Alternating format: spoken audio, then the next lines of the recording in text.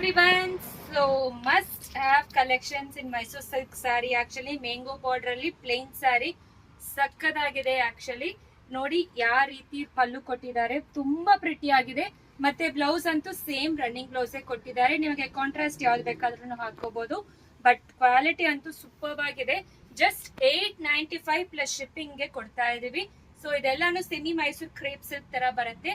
So ಈ ರೀತಿ ನಿಮಗೆ ಮ್ಯಾಂಗೋ ಬಾರ್ಡರ್ ಕೊಟ್ಟಿದ್ದಾರೆ.